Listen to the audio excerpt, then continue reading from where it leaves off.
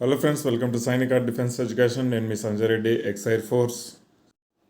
Friends, already మనకు 2 days gap అయితే రావడం జరిగిందనమాట మన ప్రీవియస్ క్వశ్చన్ పేపర్ ఎక్స్ప్లెనేషన్ గురించి అండ్ మీ నాలెడ్జ్ టెస్ట్ చేయడం గురించి. సో ఈరోజు మళ్ళీ నేను మీతో ఒక కొత్త క్వశ్చన్ పేపర్ అయితే తీసుకుని రావడం జరుగుతుంది. ఇందులో అన్ని క్వశ్చన్స్ వచ్చేసి ప్రీవియస్ క్వశ్చన్ పేపర్స్ నుంచే వచ్చిన క్వశ్చన్స్ అనమాట. సో మిస్ అవ్వకుండా క్లాస్ చూడండి, మీ నాలెడ్జ్ ఎంతో టెస్ట్ చేసుకోండి, మీ స్కోర్ ఎంత వస్తుందో టెస్ట్ చేసుకోండి ఫ్రెండ్స్. 26 క్వశ్చన్స్కి మీరు కరెక్ట్ ఆన్సర్ చేయగలిగారు అంటే జాబ్ అయితే గ్యారంటీగా మీదే. సో క్లాసెస్ కూడా వీలైనంత వరకు మీ ఫ్రెండ్స్కి ప్రతి ఒక్కరికి షేర్ చేయండి ఫ్రెండ్స్, ఎందుకంటే చాలా చాలా యూజ్ అయితే ఆర్మీకి సంబంధించి, ఎస్ఎస్సి జీడీకి సంబంధించి కూడా బెస్ట్ క్లాసెస్ అనమాట, బెస్ట్ క్వశ్చన్స్ అనమాట ఇవన్నీ. సో ఇక లేట్ చేయకుండా మనము క్వశ్చన్ పేపర్స్కి అయితే వెళ్దాం ఫ్రెండ్స్. సో ఫ్రెండ్స్ చూడండి, ఇక్కడ ఫస్ట్ క్వశ్చన్ మనం జనరల్ నాలెడ్జ్లో మొహంజదారో ఈ సిచ్యువేటెడ్ ఇన్ అని అడిగాడు అనమాట. సో ఇలాంటి సింపుల్ క్వశ్చన్స్ అడుగుతాడు, బట్ మీరు కన్ఫ్యూజ్ అయ్యారంటే మాత్రం మీరు ఖచ్చితంగా మీరు ఆన్సర్ అయితే చేయలేరు అనమాట. సో ఇక్కడ లోథాల్ అడిగారు, రంగపూర్ అడిగారు, ఇంకా సింధ్ అడిగాడు, లేదా నలంద అడిగాడు అనమాట. సో ఇక్కడ మొహంజదారో అనగానే మనకు గుర్తు రావాల్సింది ఏంటంటే ఇండస్ వ్యాలీ సివిలైజేషన్ అనేది మనకు గుర్తు రావాలన్నమాట. సింధు నాగరికత అనేది గుర్తు రావాలి ఫ్రెండ్స్. సో ఇక్కడ సింధు నాగరికత అనేది మనకు లోథాల్లో కూడా ఉంది, రంగపూర్లో ఉంది, సింధులో కూడా ఉంది. ఇక నలందలో అయితే లేదండి, నలంద గురించి ఆప్షన్ అయితే కాదు.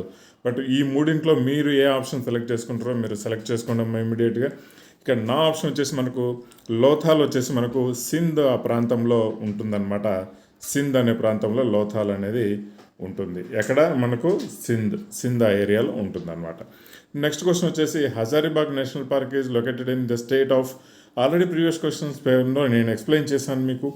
కొన్ని క్వశ్చన్స్ ప్రీవియస్ క్వశ్చన్స్ నుంచి పేపర్స్ నుంచి తీసుకొని రావడం అయితే జరుగుతుంది.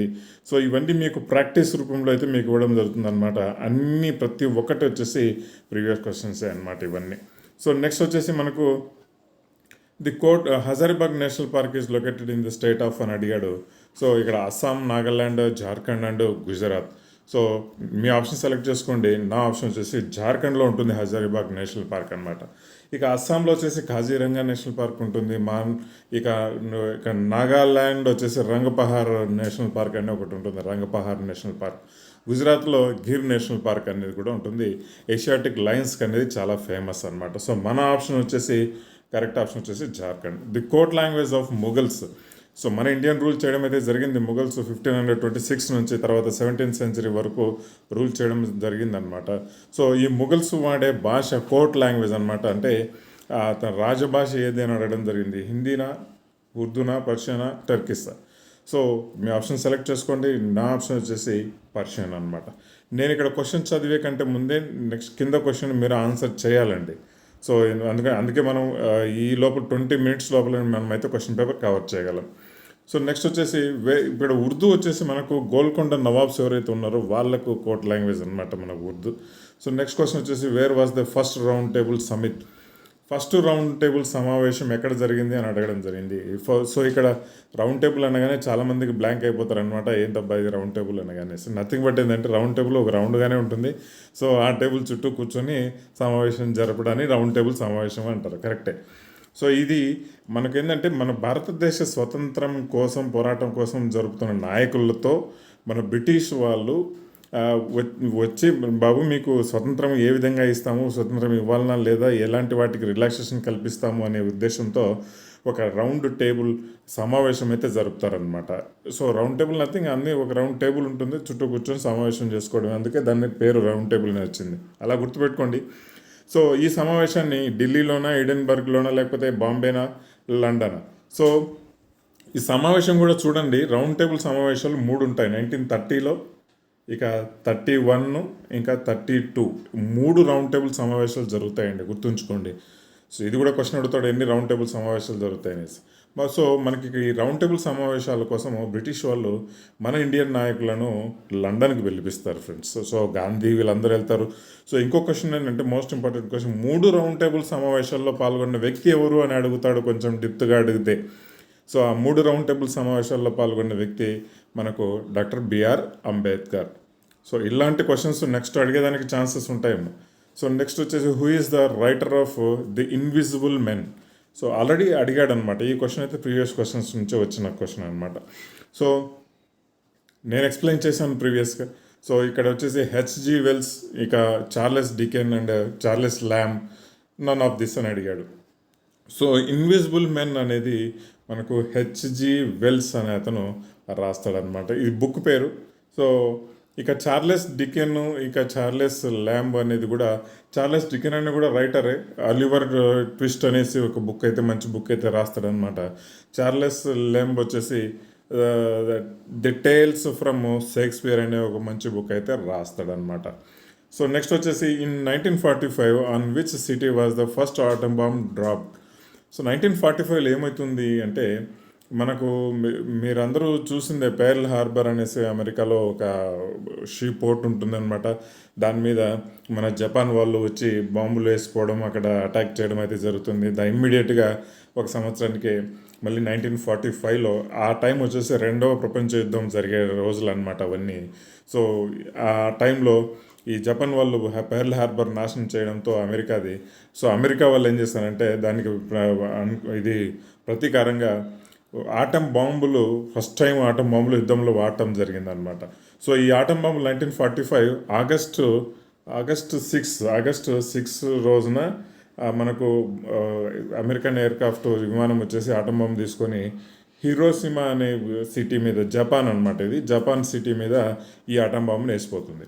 సో ఇమీడియట్గా వేసిపోయింది. తర్వాత మళ్ళీ గమ్ముకున్నదంటే లేదు, మళ్ళీ ఆగస్టు 9లో మళ్ళీ ఒక సిటీ మీద వేస్తుంది అనమాట. ఆ సిటీ పేరు వచ్చేసి మనకు నాగసాకి. సెకండ్ టైం వేసిన బాంబు ఎక్కడ అని అడిగితే ఇంకా మనకు హిరోషిమా అంటే నాగసాకి అని చెప్పండి. ఫస్ట్ టైం వేసిన బాంబు ఎక్కడ అంటే హిరోషిమా అని చెప్పండి. సో ఈ హిరోషిమా మీద వేసిన బాంబు పేరు వచ్చేసి లిటిల్ బాయ్ అని ఒక చిన్న కోడ్ నేమ్ పెట్టుకుంటారనమాట, లిటిల్ బాయ్. ఈ నాగసాకి పేరు వచ్చేసి, బాంబు పేరు వచ్చేసి ఫ్యాట్ మ్యాన్ అని ఒక కోడ్ నేమ్ అయితే పెట్టుకుంటారనమాట. ఎలా అయితే మనకి ఇండియాకు న్యూక్లియర్ టెస్ట్ ఏదైతే బాంబు టెస్ట్ చేస్తారో ఆ టెస్ట్లో వచ్చేసి లాఫింగ్ బుద్ధ అని పేరు పెట్టుకుంటారనమాట మన ఇండియన్. సో ఇక్కడ మనకు వచ్చేసి Hiroshima correct option. The disease caused by the biting of a mad dog, అంటే పిచ్చుకుక్క కరిస్తే ఏమవుతుంది అని అడిగాడు. Plague, rabies, hydrophobia, none of this ఇచ్చాడనమాట. హైడ్రోఫోబియా వచ్చేసి మనకు ఆ డిసీజు అంటే దానివల్ల వచ్చి కలిగే పరిణామాలు అనమాట. హైడ్రోఫోబియా అంటే మనకు ప్లేగ్ అనేది వచ్చేసి ఎలుకల ద్వారా వ్యాప్తి చెందేది. ఇంకా రేబీస్ అనేది కుక్క కాటు, అంటే పిచ్చి కుక్క కరవడం వల్ల రేబీస్ వ్యాధి అనేది రావడం అయితే జరుగుతుంది. ఈ వ్యాధి వచ్చిన వాళ్ళకు హైడ్రోఫోబియా అంటే నీళ్ళు అంటే విపరీతమైన భయం అనమాట. జస్ట్ తాగే నీళ్ళు చూసినా కూడా వీళ్ళకి విపరీతంగా భయమే, గ్లాసులో నీళ్ళు చూసినా కూడా భయమే. సో ఈ కాలంలో ఎవరికి ఇట్లా పిచ్చి కుక్కలు గడిచి లేరు, పాతకాలంలో చాలామంది ఉండేవాళ్ళు అనమాట. సో వాళ్ళు కూడా పిచ్చి పట్టినట్టే చేస్తూ ఉంటారు. So the capital of Pakistan, again చాలా సింపుల్ క్వశ్చన్ అడిగాడు. ఇస్లామాబాద్, న్యూఢిల్లీ, లాహోర్ అండ్ ఢకా. సో లాహోర్ అని చాలామంది పెట్టేస్తే మాత్రం ఎత్తిపోయినట్టే. ఇస్లామాబాద్ అనమాట క్యాపిటల్, మన పాకిస్తాన్ యొక్క క్యాపిటల్ వచ్చేసి ఇస్లామాబాద్. సో న్యూఢిల్లీ మనకి ఇండియాకు, లాహోర్ అనేది పాకిస్తాన్లో ఒక సిటీ, మంచి సిటీ. సో ఢాకా అనేది బంగ్లాదేశ్ యొక్క క్యాపిటల్ అనమాట. సో బంగ్లాదేశ్ 1971లో లిబరేట్ చేయడం అయితే జరిగింది. సిమ్లా ప్యాక్ట్ జరిగింది దాని ద్వారా. ఇవన్నీ గుర్తుంచుకోవాలి, అందుకే ఎక్స్ప్లెనేషన్ అనేది చాలా చాలా important. Who is known as the father of nuclear energy in India అని అడిగాడు. సో హోమీ బాబా జహంగీర్ ఆల్రెడీ నేను చెప్పాను, స్పేస్ గురించి చెప్తూ న్యూక్లియర్ దాని గురించి కూడా చెప్పాను అనమాట. సో మీరు ఎక్స్ప్లెనేషన్ విని ఉంటే మాత్రం గ్యారంటీగా దీనికి ఆన్సర్ చేయగలరు. సో విక్రమ్ సారాభాయ్, అంటే ఈ విక్రమ్ సారాభాయ్ వచ్చేసి మనకు స్పేస్కి సంబంధించిన father of space, Indian space research అని చెప్పుకోవచ్చు. ఇక్కడ హోమీ బాబా జహంగీర్ వచ్చేసి అటామిక్ అంటే న్యూక్లియర్ ఎనర్జీకి సంబంధించింది, ఫాదర్ ఆఫ్ న్యూక్లియర్ ఎనర్జీ మనం చెప్పుకుంటాం అనమాట, హోమీ బాబా జహంగీర్.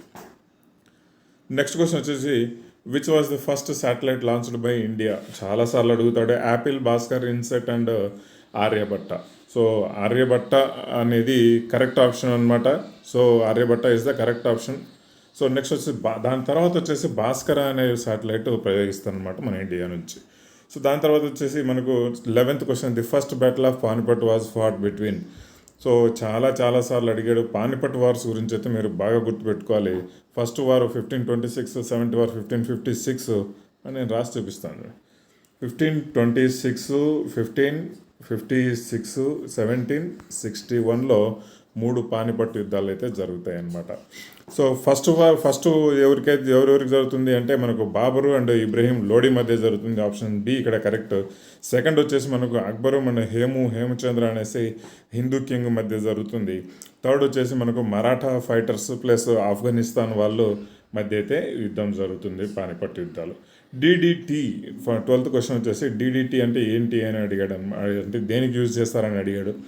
ఫస్ట్ ఇక్కడ మీరు డిడిటి అంటే ఏంటి అని నాకు కామెంట్ సెక్షన్లో అయితే తెలియజేయండి ఇమీడియట్గా, ఎవరికైతే వచ్చో, లేదంటే చూసుకోండి. ఎక్స్ప్లోజివా లేకపోతే ఇన్సెక్టిసైడా, మెడిసినా, న్యాచురల్లీ అకరింగ్ కాంపౌండ్. సో ఈ యాక్చువల్ డిడిటి అనేది ఒక ఇన్సెక్టిసైడ్ అనుకుంటా అనమాట. సో ఆప్షన్ బి వచ్చేసి మనకు కరెక్ట్ ఆప్షన్. డిడిటి అనేది insecticide.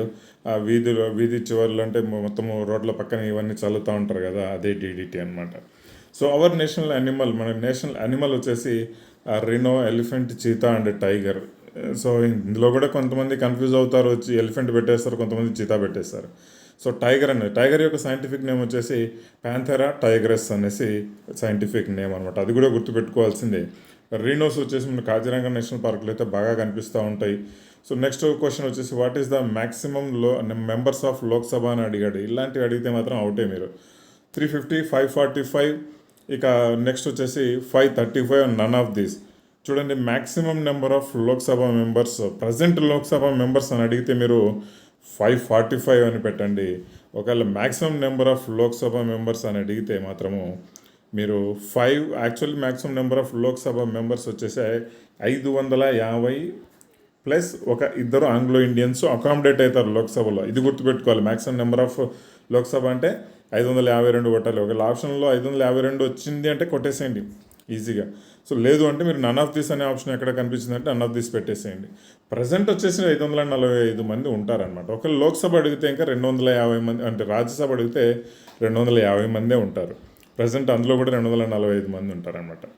So where is golden temple located? Delhi, Lahore, Mumbai, Amritsar. Yes, obviously golden temple అనేది స్వర్ణ దేవాలయం అనేది మనకు అమృత్సర్లో ఉంటుంది. మీ ఆన్సర్స్ నాకంటే ముందే పెట్టేస్తూ ఉండాలి.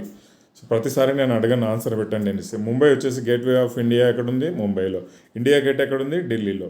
సో లాహోర్ వచ్చేసి మనకు ఏముందో తెలియదు, చాలా ఉంటాయి, బట్ లాహోర్ అయితే మనకి ఎక్కడ ఆప్షన్ ఇవ్వరు. సో ఢిల్లీ వచ్చేసి ఇండియా గేట్ ఉంటుంది, ఇంకా కుతుబ్ మినార్ ఉంటుంది, చాలా చాలా ఫేమస్ ప్లేసెస్ అయితే ఢిల్లీలో ఉంటాయి ఫ్రెండ్స్. ఇక ఫిరోజ్ షా కోట్లా కూడా ఢిల్లీలోనే ఉంటుంది. Which is the smallest continent in the world? Question చూడండి ఎలా కన్ఫ్యూజ్ చేశాడు. అడిగాడు కాంటినెంట్ అడిగాడు, ఖండము అడిగాడు, దేశం అడగలేదు. సో ఆస్ట్రేలియా ఇట్సెల్ఫ్ అనేది ఒక ఖండము, దేశం ప్లస్ ఖండము. సో యుఎస్ఏ అనేది ఒక country, Nepal country, India country. So ఎలాగో కాంటినెంట్ అడిగాడు, ఒకటే కాంటినెంట్ ఇచ్చాడు, మీకు ఈజీగా మీరు ఆస్ట్రేలియా కాంటినెంట్ అయితే పెట్టచ్చు అనమాట. సో ఒకవేళ దేశము అడిగితే మాత్రం మీరు పెద్ద దేశం అడిగితే రష్యా అని పెట్టుకోవచ్చు, స్మాలెస్ట్ కంట్రీ అని అడిగితే వాటికన్ సిటీ అని పెట్టుకోవచ్చు అనమాట మీరు. సో పాపులేషన్ వైజ్ చైనా పెట్టుకోవచ్చు, సెకండ్ పాపులేషన్ వైజ్ వచ్చేసి మనకి ఇండియా కూడా పెట్టుకోవచ్చు అడిగితే. How many spokes are there in our national flag? మన జాతీయ జెండాను చూసారంటే ఇది సెంటర్లో ఏదైతే వీల్ ఉంటుందో ఆ వీల్ మధ్యలో స్పోక్స్ ఉంటాయి కదా. సో మన సైకిల్కి స్పోక్స్ ఎలా ఉంటుంది అలాగే వీల్ మధ్యలో స్పోక్స్ ఉంటాయి కదా. ఆ స్పోక్స్ వచ్చేసి ఎన్ని ఉంటాయి అని అడగడం జరిగింది. చాలా సింపుల్ క్వశ్చన్, 24 ఉంటాయి ఈజీగా. సో 24 కంటే ఎక్కువగా ఉండవు, ఈజీగా అంటే 24 ఉంటాయి అన్నమాట స్పోక్స్. నెక్స్ట్ వచ్చేసి army day is celebrated on when date అండి. సో ఆర్మీ డే అనేది ఫస్ట్ 16 డిసెంబర్, 15 డిసెంబర్, 15 జనవరి, 30th జనవరి. సో మీకు లాజిక్ కూడా తెలిసి ఉండాలండి. 15th జనవరిలో ఆర్మీ డే జరుపుకుంటారు. ఎందుకు జరుపుకుంటారంటే 1949లో జనవరి 15th మనకు కేఎం కరియప్ప అనే అతను ఫస్ట్ ఆర్మీ చీఫ్ అవుతాడనమాట. ఆ రోజును ఆర్మీ డేగా సెలబ్రేట్ చేసుకుంటారు ఆ రోజు నుంచే. సో గుర్తుంచుకోవాలి. So first Indian to go to the space, ఇది మీరు చాలాసార్లు వచ్చింది, రాకేష్ శర్మ. సో రమేష్ శర్మ కూడా అడిగారు, మేము కన్ఫ్యూజ్ చేసి దానికి కొద్దిగా క్వశ్చన్కి ఆన్సర్ బాగా కొంచెం చదివి మీరు ఆన్సర్ చేయండి. చాలా మీరు జనరల్ నాలెడ్జ్, జనరల్ సైన్స్ మొత్తం కలిపి కూడా 20 minutes కంటే ఎక్కువ టైం పట్టదు అనమాట, ఈజీగా చేసేస్తారు. సో ఎలాగో ఇంకా 30 క్వశ్చన్సే కదా ఎగ్జామ్లో అడిగేది, కాబట్టి మీరు 15 minutesలోనే మీరు జనరల్ నాలెడ్జ్, జనరల్ సైన్స్ కూడా కవర్ చేయొచ్చు మీరు నా క్లాసెస్ కింద విన్నారంటే. సో నెక్స్ట్ వచ్చేసి instrument use to measure the intensity of earthquake, seismograph, ammeter, lactometer and none of this అని అడిగాడు. సో ఇక్కడ seismograph is the correct option అనమాట. సో సిస్మోగ్రాఫ్ మనకు అర్త్క్వేక్ ఇంటెన్సిటీ ఎంతగా వచ్చింది అనేది తెలియజేస్తుంది అనమాట. లాక్టోమీటర్ అంటే పాలల్లో నీళ్ళ శాతాన్ని అయితే తెలియజేస్తుంది, లేకపోతే పాలు నీళ్లు కలిసిన చోట పాల శాతాన్ని అయితే తెలియజేస్తుంది అనమాట. ఇక అమ్మీటర్ అంటే ఎలక్ట్రికల్ యొక్క అంటే కరెంటు ఈజ్ యూనిట్ ఆఫ్ అంటే కరెంటును మెజర్ చేస్తుంది అనమాట. ఎంత కరెంటు ఉంది అనేది మెజర్ చేస్తుంది అమ్మీటర్. చిన్న అమ్మీటర్ చాలామంది చూస్తుంటారు. నెక్స్ట్ వచ్చేసి instrument use to measure the atmospheric pressure, అంటే వాతావరణ పీడనాన్ని మెజర్ చేసే ఇన్స్ట్రుమెంట్ ఏది అని అడిగితే, సో ఇక్కడ అల్టిమీటరా కాదు, అల్టిమీటర్ అయితే కాదు. ఎందుకంటే అల్టిమీటర్ అంటే ఆల్టిట్యూడ్ అంటే ఎత్తును కొలుస్తుంది. మన విమానాల్లో అల్టిమీటర్ ఉంటుంది. సో బారోమీటర్, ఆఫ్ కోర్స్ మనకు బారోమీటర్ వచ్చేసి మనకు అట్మాస్ఫియర్ ప్రెషర్ అయితే తెలియజేస్తుంది అనమాట. ఇక అమ్మీటర్ అంటే కరెంటు ఇంటెన్సిటీని తెలియజేస్తుంది. థర్మోమీటర్ అంటే టెంపరేచర్ని తెలియజేస్తుంది. థర్మోమీటర్లో మనకు మెర్క్యూరీ అనే ఒక మెటల్ని కూడా యూజ్ చేస్తారనమాట. అది లిక్విడ్ ఫామ్లో ఉంటుంది. అంత ఎక్స్ప్లెనేషన్ అంతా ఎక్సలెంట్గా ఉంది, మీరు వినడమే late. So the largest mammal is blue Vel, fish, elephant, bat and lion. అంటే మ్యామల్ ఈజ్ అండ్ చాలామంది తెలియదు, మ్యామల్ అనేది ఒక పాలిచ్చే క్షీర జంతువు అనుకోవచ్చు, పాలిచ్చే జంతువు. సో బ్లూ వేల్ అనేది మనకు మన ఎర్త్ అండ్ ల్యాండ్ మీద వచ్చేసి, ఎర్త్ అండ్ సీ మీద వచ్చేసి బ్లూ వేల్ అనేది ఒక లార్జెస్ట్ అంటే మ్యామల్ అని చెప్పుకోవచ్చు అనమాట. నెక్స్ట్ క్వశ్చన్ వచ్చేసి due to the low secretion of insulin in the body A person will have అని అడిగాడు. లో secretion of insulin in the body A person will have అంటే ఇన్సులిన్ అనేది తక్కువగా ప్రొడ్యూస్ అవ్వడం వల్ల ఏమవుతుంది పర్సన్ కంటే, లో బ్లడ్ ప్రెషర్ వస్తుందా. చాలామంది లో బ్లడ్ ప్రెషర్ పెడతారు, అదైతే తప్పు. High sugar levels in the body వస్తుందా, లేదంటే హై బ్లడ్ ప్రెషర్ వస్తుందా, లేకుంటే లో sugar level in the body వస్తుందా. అంటే ఇన్సులిన్ అనేది ఒక చేదు అనమాట. మనకు మామూలుగా కోడిని కోస్తాం చూడండి, కోడిని కోస్తే ఒక నల్లది చేదు అనేది వస్తుంది. నాటుకోడిని కోస్తే నాటుకోళ్ళలో కనిపిస్తూ ఉంటుంది. సో ఆ చేదు అనేది మన బాడీలో కూడా ఉంటుంది ఆ పార్ట్. సో అది ఎప్పుడు ఇన్సులిన్ని ప్రొడ్యూస్ చేస్తూ ఉంటుంది, సో దట్ మన బాడీలో ఉన్న షుగర్ను కంట్రోల్ చేస్తూ ఉంటుంది. ఒకవేళ అది తక్కువగా ప్రొడ్యూస్ అయ్యింది అంటే మాత్రం ఆ షుగర్ లెవెల్స్ అనేది మన బాడీలో పెరుగుతూ ఉంటాయి. సో ఆప్షన్ బి వచ్చేసి కరెక్ట్ ఆప్షన్ అనమాట. సో లాజిక్తో పాటు మీరు ఎక్స్ప్లెనేషన్ విన్నారంటే ఎప్పుడూ మర్చిపోరు, లాజిక్తో పాటు వినాలి కూడా. Next dash is a renewable source, petroleum, water, coal and minerals. So obviously మనకు మినరల్స్ అయితే కాదు, వాడే కొద్దీ తగ్గిపోతూ ఉంటాయి. కోలు వాడే కొద్దీ పోతూ ఉంటుంది, పెట్రోలియం కూడా వాడే కొద్దీ తగ్గిపోతూ ఉంటుంది. ఇంకా వాడే కొద్దీ అట్లనే ఉండేది ఏంటి అంటే వాటర్ వచ్చేసి కరెక్ట్ ఆప్షన్ అనమాట. సో నెక్స్ట్ వచ్చేసి యాక్చువల్లీ ఇక్కడ వాటర్ కాకుండా సోలార్ అని ఇచ్చి ఉండాల్సింది, బట్ వాటర్ ఇచ్చాడు కాబట్టి మనకి కరెక్ట్ ఆప్షన్ వాటరే పెట్టుకోవచ్చు. Taste buds are found on, మనము టేస్ట్ బడ్స్ అంటే చాలామందికి ఇంగ్లీష్లో తెలియదు టేస్ట్ బడ్స్ అంటే ఏంటి అని. మన నాలుగు మీద బడ్స్ చిన్న బడ్స్ లాగా ఉంటాయి కదా, వాటన్నింటిని టేస్ట్ బడ్స్ అంటారు అనమాట. సో అది మనం తింటే కారమా, ఉప్పు, పులుపు అని తెలియజేసేటివి అవి లిప్స్ మీద ఎందుకుంటాయి, ఉండవు. మౌత్ కాదు, టంగ్ మీద అనేది మనకు ఆ టేస్ట్ బడ్స్ అనేది ఉంటాయి అన్నమాట ఫ్రెండ్స్. సో ఆప్షన్ మీరు కింద క్వశ్చన్స్ అయితే ఇమీడియట్గా సెలెక్ట్ చేసుకొని ఆన్సర్ చేసేసుకోండి. The green colour of the plant is due to the presence of, already చాలాసార్లు చెప్పాను మీకు ఆన్సర్ డైరెక్ట్గానే చెప్పేస్తాను. ఇక్కడ క్లోరోఫిల్ ఉండడం వల్ల, క్లోరోఫిల్ అనే ఒక పిగ్మెంట్ ఉండడం వల్ల మనకు ప్లాంట్స్ వచ్చేసి గ్రీన్ కలర్లో కనిపిస్తాయి అన్నమాట, ఆకులు వచ్చేసి. Anaerobic respiration occurs in absence of. Anaerobic respiration అంటే మనకు ఆక్సిజన్ లేకుండా చేయించే రెస్పిరేషన్ అనమాట. ఆక్సిజన్ లేకుండా చేయించే రెస్పిరేషన్, దానికంటే ఒక మెథడ్ ఉంటుంది. సో ఆ మెథడ్ ద్వారా చేయిస్తారనమాట. సో ఆక్సిజన్ లేకుండా చేయిస్తారు. What is the reciprocal off frequency అని అడిగాడు. సో ఫ్రెండ్స్ ఇక్కడ మనకు రెసిప్రోకల్ ఫ్రీక్వెన్సీ అంటే మనకు ఫ్రీక్వెన్సీ అంటే ఒక పర్టికులర్ టైంకు ఎంత ఫ్రీక్వెన్సీ అంటే ఎన్నిసార్లు, ఏదైనా మనం ఒక పెండులం తీసుకుంటే ఎన్నిసార్లు ఆ పెండులం అనేది వెనుక ముందుకు తిరిగింది అనేది ఒక పర్టికులర్ టైం పీరియడ్కు. సో దాన్ని ఫ్రీక్వెన్సీ అంటారు. ఇక్కడ మనకు వచ్చేసి రెసిప్రోకల్ ఫ్రీక్వెన్సీ నథింగ్ బట్ మనం ఏదైనా ఒక పర్టికులర్ టైం సెట్ చేసుకుంటే ఆ సెట్ చేసుకున్న టైంకు ఎన్నిసార్లు తిరిగింది అంటే ముందు ఏ విధంగా ఉందంటే అది అంటే తిరిగే దాన్ని బట్టి మనం టైం సెట్ చేసుకుంటాము. అంటే మన టైమింగ్ తెలుస్తుంది. అంటే ఒక 100 సార్లు తిరిగితే ఇంత టైం అయింది అనేసి. కోర్స్ ఇప్పుడు ఇంత టైంకి ఎన్నిసార్లు తిరుగుతుంది అనేసి తెలియచేయడాన్ని మనం రెసిప్రోకల్ ఫ్రీక్వెన్సీ అని చెప్పుకుంటాం అనమాట. సో మనం ఇక్కడ గమనించాల్సింది ఏంటంటే ఇప్పుడు టైం పీరియడ్ అనమాట. మనము టైం పీరియడ్ అనేది రెసిప్రోకల్ ఫ్రీక్వెన్సీగా మనం సెట్ చేసుకుంటాం అనమాట. మళ్ళీ గుర్తుంచుకోండి, ఒక 100 సార్లు ఒక పెండులం అనేది అటు ఇటు తిరిగితే ఎంత టైం పడుతుంది అనేది ఒక కాన్సెప్ట్. ఇంత టైంలో ఎన్నిసార్లు పెండులం తిరుగుతుంది అనేది ఒక కాన్సెప్ట్ అనమాట. ఆ రివర్స్ అనేది మనకు టైం పీరియడ్. సో నెక్స్ట్ వచ్చేసి global warming is a result of sun, water, moon and air pollution. So చాలామంది ఇప్పుడు 10th class standard students global warming అంటే ఏదో వేడి పుడుతూ ఉంటుంది కదా అనేసి సన్ అని పెట్టేస్తారు. సో సన్ అనేది కాదండి, మనకి ఎయిర్ పొల్యూషన్ అవ్వడం వల్ల మనకి ఎర్త్ వచ్చేసి గ్లోబల్ వార్మ్ అయితే కొంచెం వెదర్ అనేది వేడిగా తయారవడం జరుగుతుంది. If the image of an object is small then used lens will be rear lens. అంటే మనకు కాన్కేవ్, మనకు కార్లలో పక్కన డ్రైవర్ పక్కన ఒక లెన్స్ ఉంటుంది చూడు, ఒక అద్దం ఉంటుంది. సో అది కాన్కేవా, కాన్వెక్సా, ప్లెయిన్ అయితే అసలు యూజ్ చేయరు. సో జనరల్గా మనకు వచ్చేసి కాన్వెక్స్ లెన్స్ని అయితే మనకి యూజ్ చేస్తారనమాట. సో అది మనకు మిర్రర్లో యాక్చువల్ ఉన్న ఇమేజ్ కంటే పెద్దగా కనిపిస్తుంది, గుర్తుంచుకోండి ఎప్పుడైనా కూడా. కావాలంటే సార్ బైక్ రైడ్ వేసుకొని చూసి రాకండి. సో ఇక చాలామంది చాలా తక్కువ వస్తున్నారు క్లాసెస్కి అయితే, చాలా తక్కువ వస్తున్నారు. అస్సలు మోటివేషన్ లేదు నాకైతే క్లాసెస్ చేయడం అంటే. జనరల్గా చేస్తూ క్లాసెస్ ఇంప్రూవ్ కావాలి, కానీ నెంబర్ ఆఫ్ మెంబర్స్ ఇంప్రూవ్ కావాలి క్లాసెస్ అటెండ్ అయ్యే వాళ్ళు. ఇక్కడైతే తగ్గిపోతున్నారనమాట. సో ఒకటి గుర్తుంచుకోండి, ఎప్పుడైనా కూడా కంటిన్యూటీ అనేది ఉంటేనే మాత్రం మీకు జాబ్ అయితే వస్తుంది. ఏదో ఊరికే వచ్చామా ఈ ఛానల్లో ఓకే లేని ఒక 4 రోజులు ఉన్నామా మళ్ళీ వెళ్ళిపోయామా ఇంకో ఛానల్లో చూసామంటే అసలు మీకు వర్కౌట్ కాదు. కంటిన్యూటీ అనేది ఉండాలి. రోజు క్లాసెస్ వినాలి. రోజు నేను చెప్పిన ఎక్స్ప్లెనేషన్ విన్నారంటే ఆర్మీ, జీడీ అండ్ ట్రేడ్మెన్ అయితే 100% అయితే మీకు జాబ్ వస్తుంది. ఓవర్ టు దట్ నేను మీకు ఆఫ్లైన్ కోచింగ్ కూడా నేను ప్లాన్ చేస్తున్నాను అనమాట. సో ఎవరైతే నా స్టూడెంట్ అనిపించుకుంటారో గ్యారంటీగా ఎవడు ఫెయిల్ అవ్వడు అనమాట. 100% పాస్ అయి తీరాల్సిందే. సో నెక్స్ట్ వచ్చేసి అది బ్రాస్ అనేది దేనితో తయారు చేస్తారంటే 2 అల్లాయ్స్తో తయారు చేస్తారు. కాపర్ అండ్ జింక్ అనేది దాంతో బ్రాస్ అనేది ఆ 2 కలవడం వల్ల బ్రాస్ అనేది తయారవుతుంది అనమాట. సో ఇక్కడ నెక్స్ట్ వచ్చేసి కాపర్ టిన్ వల్ల ఏమవుతుంది అంటే బ్రాంజ్ అనేది ఏర్పడుతుంది, బ్రాంజ్.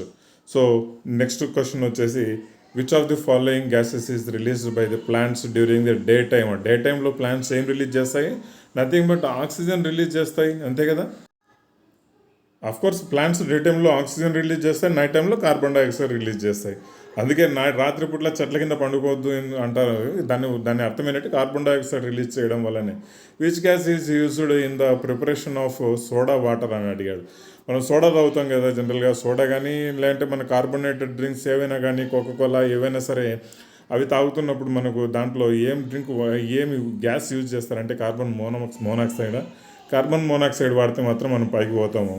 కార్బన్నా లేకపోతే సల్ఫరా లేకపోతే కార్బన్ డైఆక్సైడ్ అయితే మనకు యూజ్ చేయడం అయితే చేస్తారనమాట. సో కార్బన్ డైఆక్సైడ్ యూజ్ చేస్తారు సోడా వాటి ప్రిపరేషన్లో. సో నెక్స్ట్ వచ్చేసి బడ్డింగ్ ఈస్ట్ అనేది ఏంది అని అడిగాడు అనమాట. బడ్డింగ్ ఈస్ట్ అనేది సో మనకు ప్రోటోజోవానా లేకపోతే బ్యాక్టీరియానా లేకపోతే ఫంగసా లేకపోతే నన్ ఆఫ్ దిస్ అని అడిగాడు. ఫంగస్ అంటే ఫంగస్ యొక్క ప్లూరల్ ఫామ్ వచ్చేసి ఫంగి అంటాం అనమాట.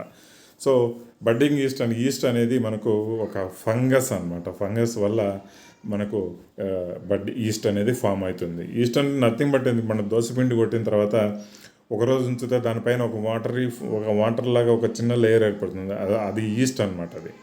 So which of the following doesn't conduct electricity అని అడిగాడు. చాలా simple, wood, platinum, steel, none of this. So electricity మనం వుడ్ ద్వారా అయితే అసలు ట్రావెల్ చేయదు, అది మాత్రం అందరికీ తెలిసిందే. దీని క్వశ్చన్కు ఎవడు తప్పు పెట్టాడు నాకు తెలిసి, క్వశ్చన్ అర్థం చేసుకోవాలి అంతే. సో 35 క్వశ్చన్స్ అయితే మీకు చెప్పడం జరిగింది ఫ్రెండ్స్. ఈరోజు టార్గెట్ అయితే జస్ట్ 26 వరకే పెట్టడం జరిగింది. ఎవరైతే ఈ క్వశ్చన్ పేపర్ ఈ 26 గ్యారంటీగా చేశారంటే 100% మీకు ఆర్మీలో జాబ్ అయితే నో డౌట్, ఎవరు ఆపలేరు. మీరు ఏ పెద్ద కోచింగ్ అకాడమీలకు లక్షలు కట్టి పోవాల్సిన అవసరం కూడా లేదు.